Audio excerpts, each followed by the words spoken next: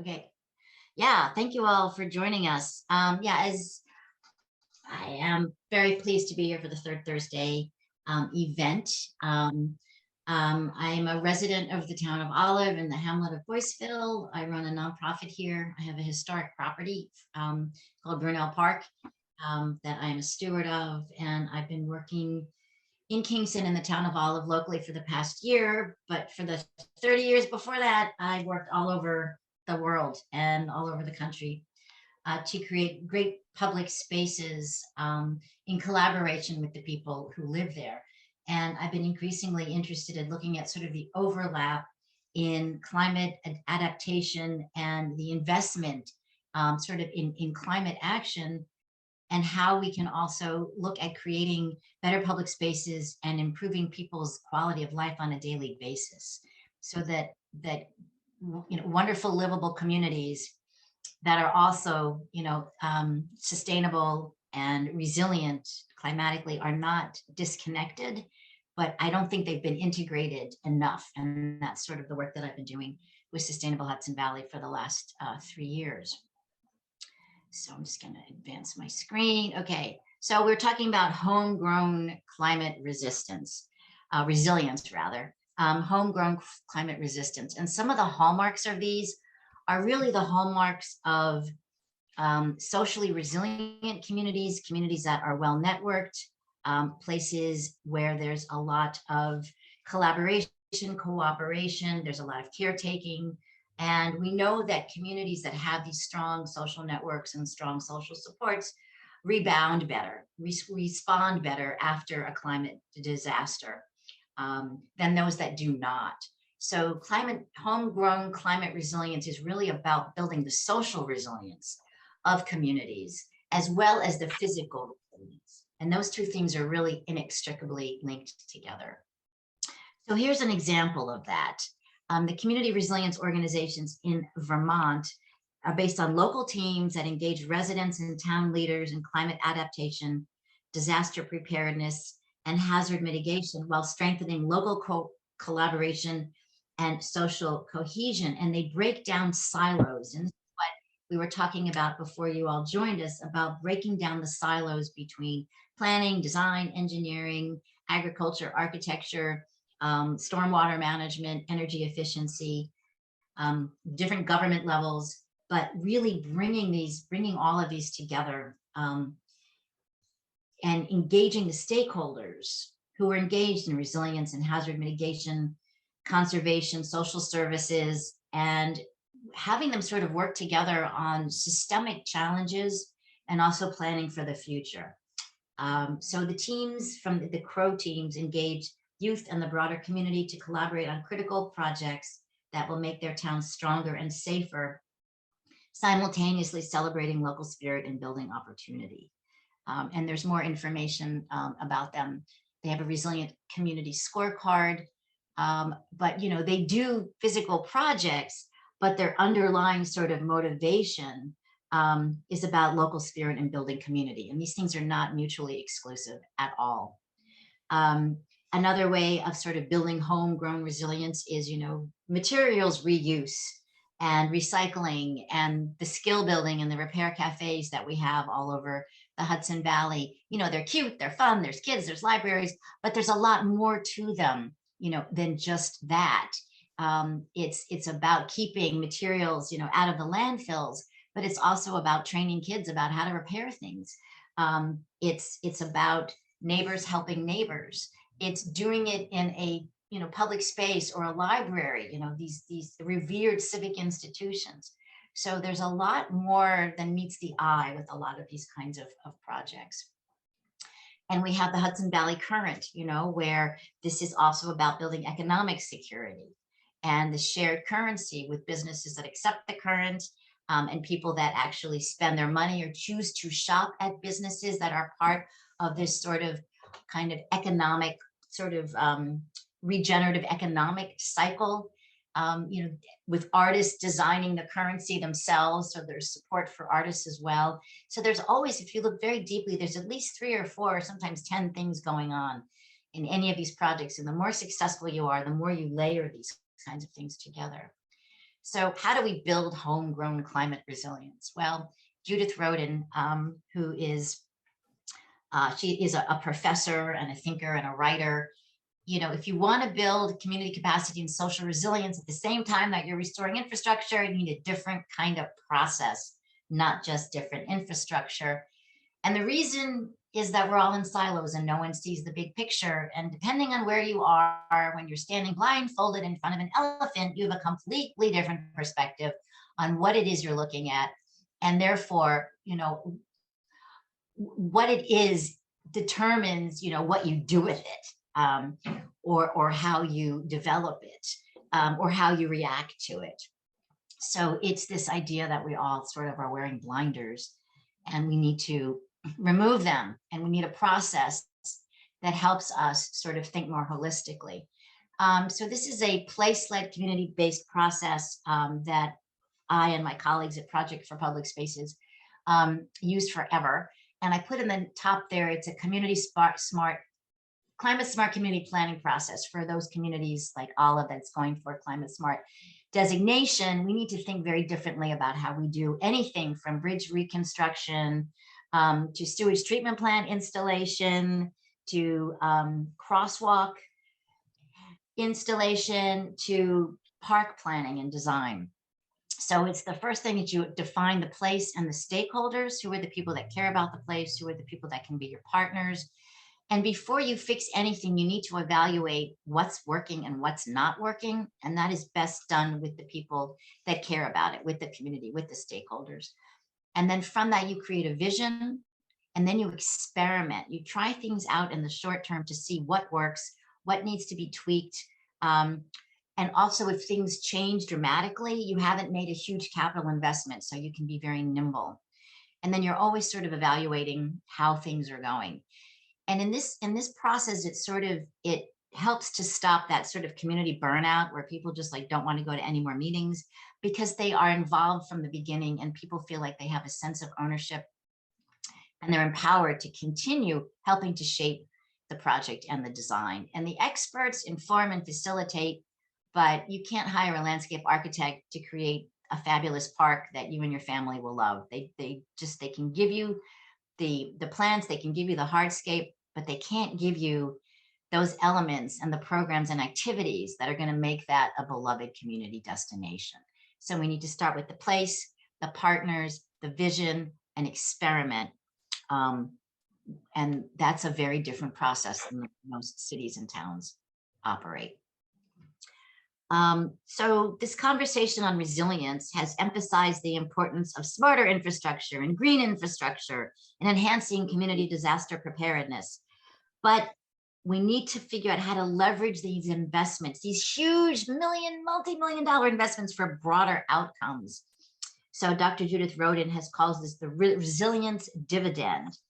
Whether the goal is improved transportation infrastructure or better utility networks, and civic technology investments, or sea level rise protection, putting place at the center of our policy and planning frameworks can more effectively and more inexpensively address multiple issues at once. So all spaces have this opportunity to sort of build resilience and generate social and economic benefits. And I'm going to go through just a few of these with you. So the city of Hoboken, where I used to live, after Hurricane Sandy, they pledged to tie resilience and recovery planning to their Vision Zero pedestrian safety initiative, which was tied to their water main replacement project, with the goal of building the social fabric of the city and the social cohesion of the neighborhoods. It wasn't just let's build back after Sandy, let's get the train station open, let's get roofs on people's houses. It was, they had a pedestrian safety initiative going on, 100-year-old combined sewer water main that break constantly, and a social fabric that was a little bit on the edge of disintegrating. It's always layering things together. So when they dig up the streets to combine the sewer and water main, they rebuild the streets with curb extensions, bike lanes, water retention structures, ADA accessible ramps, green infrastructure, and high visibility crosswalks. What they've also done is they have removed all the parking spaces at every intersection, 2 parking spaces on each side. And they have had no pedestrian fatalities in the past 4 years since they started to do this project. So this was one of my happy moments where they daylighted the Belgian block cobblestone underneath this asphalt street. And they took out what was like 4 diagonal parking spaces at the CVS and created a pedestrian plaza for us. So as I'm showing you this, it's like reduce stormwater, promote percolation, but their community benefits. This is where people walk to take the PATH train to get into Manhattan. You have more space for pedestrians. You have fewer pedestrian vehicle conflicts, new seating areas, new social gathering spaces instead of parking spots. So there's always this sort of added benefit. These are sort of simple. This is a park I was at in Lyngstell in Denmark. If you can see, it's sort of shaped like a bowl because it captures major amounts of stormwater during rain events. But when it's not raining and there's no flood, it's a fabulous park. So how do you design places that are fantastic 360 days a year, and then on the 5 really bad weather days where there's something terrible happening in the climate, they actually help to benefit and prevent additional damage to communities.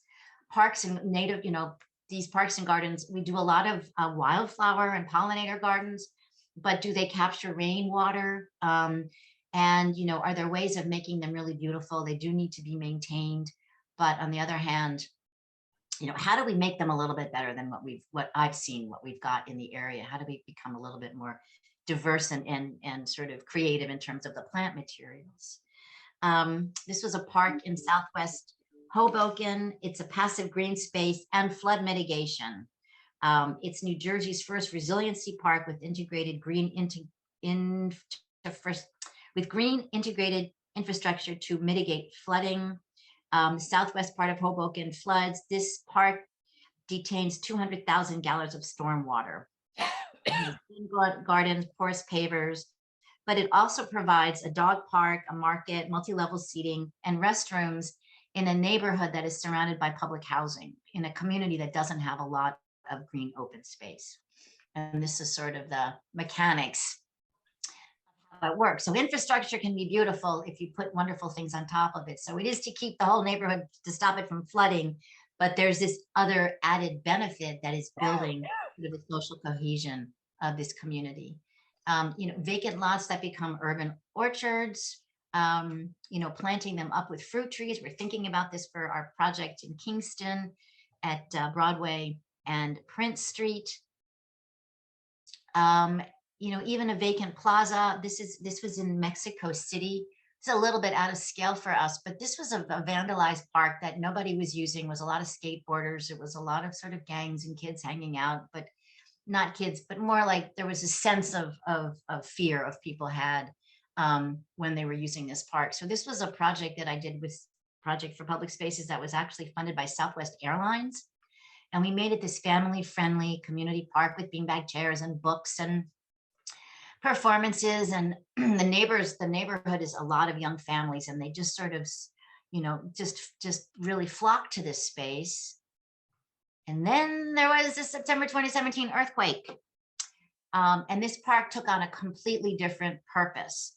It was for water, information, but because the park had been redesigned and people trusted it and loved being there, it was a beloved neighborhood anchor, safe space, and resource. That's where they went to get help after the earthquake, including feeling safe enough to sleep there. So these spaces they have a multiple level, the significance of them as safe, communal, welcoming, inclusive spaces means that they're safe havens, during traumatic climate events. Everybody loves markets. Markets are great, but markets also provide, access to healthy food. So they help with issues with obesity and food deserts. They also support local farmers, urban farmers, local agriculture, keeping, land in black hands, which our friend Shaniqua Bowden is doing in Kingston, encouraging African-American entrepreneurs and farmers and growers.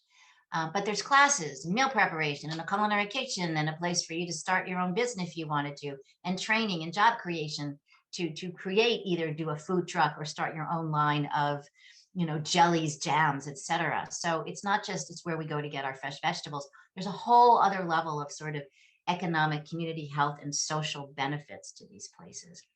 The market in Parkville took a different track. It is a microgrid. So when the power goes out in this low income neighborhood in Hartford, Connecticut, the market has electricity, the market has Wi-Fi, the market has access to the grid, keeps the refrigeration, and there's still food available. Waterfronts, of course, but sort of engaging young people in understanding the benefit of waterfronts and what all they have. Streams and rivers as well.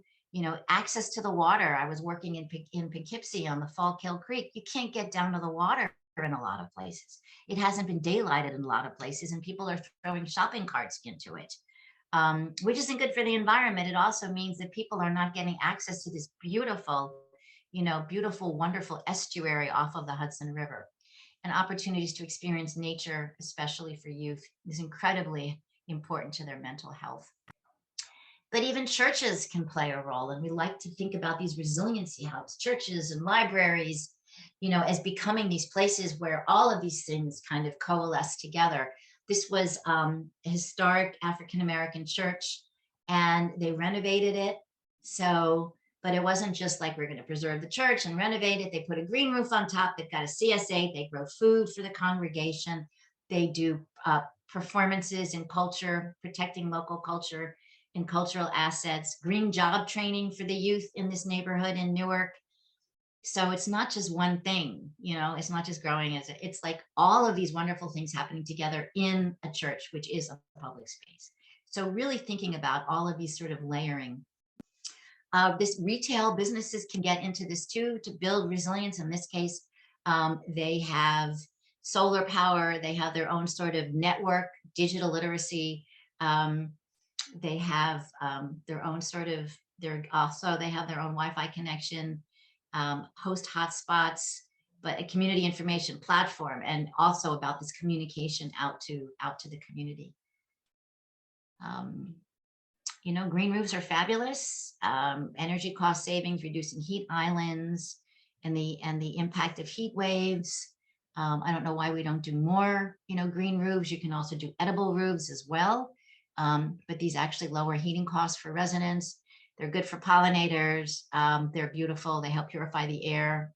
These are just things we can just sort of kind of chip away at. You don't do it on everything at once, but maybe if you're doing, like they're renovating the library in Kingston, they should have put a green roof on it. We're talking to the Onteor school down the road about, they're doing all this composting and things, and they want to do gardens. And we're like, just put an edible roof on your 2-story building. It's perfect, full of sun, just kind of, it's sort of like retrofitting, but it's kind of adding on, or thinking when you're doing a parking lot, can you make it paved, porous, so there's grass creep, or greening parking lots so that they, again, help manage water and temperature. Really simple.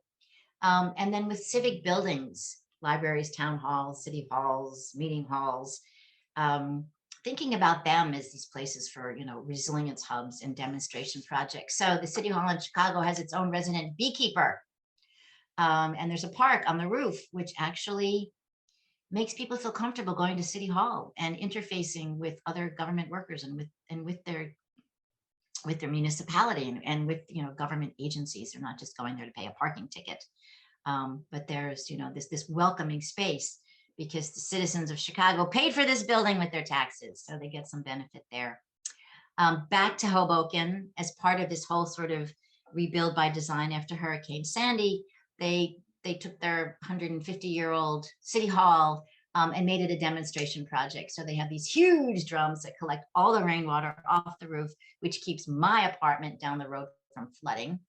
But it also feeds this rain garden. It's got gray watering of native plants. They've got little signs. What is a rain garden? What is a green wall? But they also built this knee wall around it, which is retaining walls to prevent water penetration, because you don't want the town's records and archives flooding. It is the perfect 30-inch height for sitting. So now people are like gathering and sitting along this wall next to the garden, reading about rain gardens, growing vegetables, and it also protects, the neighborhood from flooding. So it's all of these added benefits of really thinking creatively, and never really stopping, just always continuing to say, how can we add more? In our own area, we have Kaplan Hall. And the thing about some of these buildings is they can demonstrate the role institutions can play. And the trick is make them replicable and scalable at the neighborhood level or at the residential level. And that's sort of the challenge is taking these wonderful projects on institutional buildings like the Omega Center for Sustainable Living and figuring out how one could do that, in their own town or in their own backyard. And then we're always looking at like sort of district-wide initiatives, and our book I'll talk about in a minute, Resilient Places, is really looking at how you sort of inculcate these ideas at a neighborhood or a district-wide level. So this is a project I've been involved with my colleague Karine Dutay from Can Landscape and Onteora students from the Onteora School District down the road from my house. So I might have mentioned that we have all these flood buyout lands next to us, and our town got a small grant. Laura Jane Musser Fund, write it down, Laura Jane Musser Fund, funds small rural projects in our area. And we decided that we're going to do a visioning plan with the community of Olive. What would they like to see in these vacant parcels? But we're going to have the high school students run the process. And that's what we did. So we took them out to the site. They met with DEC. We did land acknowledgement. They learned about the Native American history of this area. They came up with ideas for, they ran a public workshop. The ideas that the community generated, they then got pictures for and sort of laid them all out on this map and helped us do the conceptual design. So here's one of the lots where we went, we took them out and they actually figured out when you have all these great ideas, the trick is to figure out what goes where, what goes next to what.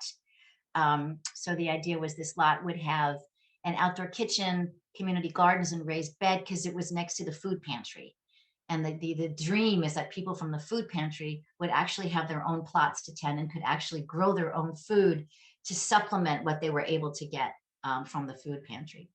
And a dog park, because even though we have the rail trail, but people walk their dogs on the street. So there could be a dog park, community garden all together. And then we came up with sort of a concept plan for what this might look like. That is the link, Envisioning the Future of Boyceville. And we just learned that we got money, some funding from the Nature Conservancy to do some demonstration projects next year. So we're very excited about that. Another sort of district-wide initiative is the city of Newburgh. There's a growing concentration of organizations working together to empower community action. There is the Downing Park, which here is the home to the Newburgh Farm and Food Initiative, which is an urban farm, which wants to repurpose a building as an environmental institute and training center. There's the Newburgh Free Academy, is a public school with emphasis on applications of sustainability in science education. On South Street, which I can't quite find here, unfortunately, is Black Vanilla Cafe, a cafe formed as a community center for multiracial convening on a block that has seen the most fatalities in the city. And the Black Vanilla Foundation has been recruiting young people into solar installation training with the International Brotherhood of Electrical Workers. There is a tree planting effort from the Parks Conservancy aiming to replace 4,000 street trees lost through poor maintenance and disease. So all of these groups are working together and talking together and coming together to share resources and information, so they're not just doing things in their own silo, and they're all about environmental justice and job training and education and food security. And they're all in one area, and it's very easy for them just to kind of go off, do their own thing, get their own money. And we do that too much. And so in Newburgh, they're layering and they're really cooperating together. In Marbletown, they're doing a geoloop, which is to install geothermal pretty much in all of these green areas between Stone Ridge, the town center, to SUNY Ulster campus. And we're just trying to figure out what else could they do, while they're digging up the street. What they've got, great. They've got this geoloop going in, thermal, fantastic. What else can you do when you tear up the street? How do you layer things onto it? How do you make it more of a place? How do you make it easier for people to walk around? and connect. What is that sort of that additional benefit, that the town of Marbletown can get from this huge investment, in geothermal technology? What is that resilience dividend? We don't know. We'd love to help them figure it out. So in closing, communities, collaboration among government agencies, community organizations, private sector businesses, and ordinary citizens is key to realizing the best plans suited for creating resilient towns, and more important, resilient communities and neighborhoods. So how can communities use placemaking strategies to build resilience? Engaging communities strengthens social networks, involving residents in the planning and making decisions about their future, empowering them to have a role in shaping their built environment, ensuring that vulnerable populations are included. Who is not at the table should always be the first question. And how do we reach out to them? And the answer is you go to where they are. I am doing an outreach at the Bubble Laundromat on Sunday at their pumpkin festival to get people to give me input into what they would like to see on these vacant parcels at Kingston and Broadway. We had a community meeting. We had 12 people. We go to the Bubble Laundromat, we'll find 50, or the YMCA Harvest Project. Go to where people are. Thinking about every decision that you're making. Are you building equity? Is everyone, is who's benefiting? Who are the winners and who are the losers? And how do you mitigate that? Make sure that collaboration is inescapable, because collaboration is the key to success. And start with easy stuff. What's the low-hanging fruit? What projects are already in process? Like the Marbletown GeoLoop. What's already happening? Oh, you're renovating the Kingston Library. Okay, let's put a green roof on it. What's already going on that you can just add, rather than starting from scratch. So this is this wonderful sort of compendium of fabulous and engaging and energizing and inspiring case studies. Resilient Places putting communities first, and it's examples of how nonprofits and organizations and towns have overlapped and interlaced all of these issues about economic development and keeping materials out of the waste stream, and agriculture and job training and green energy and all of these things, together. And it's on the Resilient Communities page. So, there's a tremendous amount of work going on to build climate resilience. It's all necessary. And Sustainable Hudson Valley, as Ben mentioned, focuses on the social and relational and the role of public spaces in building neighborhood scale resilience. Public agencies properly concentrate on major areas of environmental risk like shorelines and floodplains. There's an urgent need to help communities plan to withstand climate stresses, including storms, floods, and heat waves. The work is needed in every neighborhood, but the only way to accomplish this is to train many local leaders to drive the necessary changes in their networks and in their neighborhoods and through their networks. So Sustainable Hudson Valley is launching Resilient Places training. And this talks a little bit about it. We will pull best resources from other spaces. Melissa and I will be running it. We'll be doing in-person sessions with readings and hands-on project assignments. We've got audiences here, and the idea is that it wouldn't just be one person coming from a town, but you would bring a coalition with you. You would bring people from planning and public works, and maybe the librarian, and maybe someone from the EEC or the planning board, someone from the local high school, etc.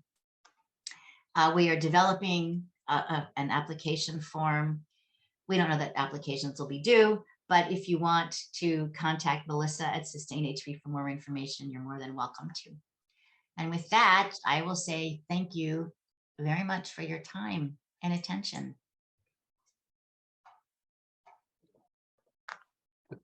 Thanks a lot. That was fascinating. Ben, your hand is up.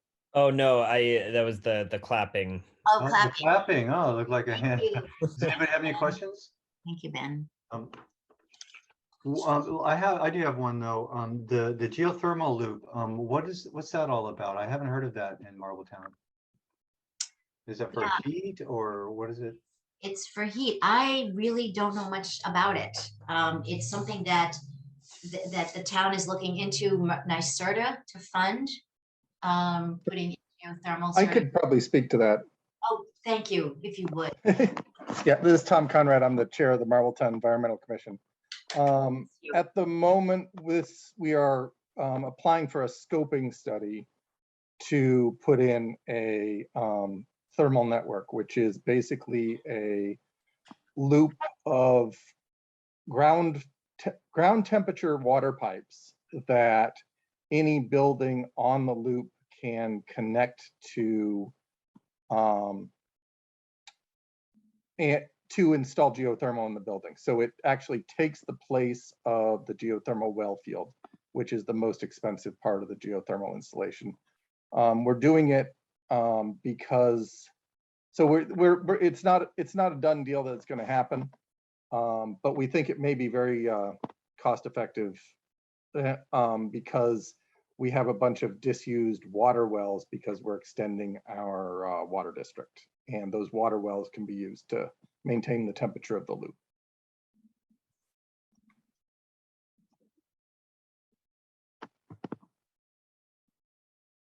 Great, thank you. Of Deb, can I ask a question? I have my hand up. course, of course.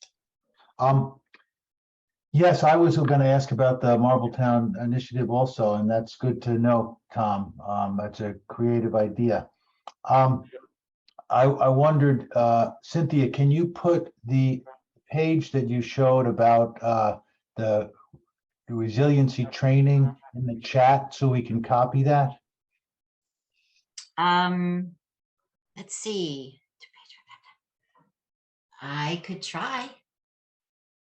I could certainly, yeah, let me see if I can. I think I would just, well, a couple of things. One, this recording will be made available. Two, I could email you all the page. And C, I could just, Well, I mean, I guess what I could do is I could just, even if I just got that, that you had an email address at the bottom of it. Even if you just put that in the chat, that would be okay. sufficient, I think. All right, I will put a link to the book and a link to Melissa's email in the chat. Okay, great. Thank you. Okay. Anything else? Here it is. Signal.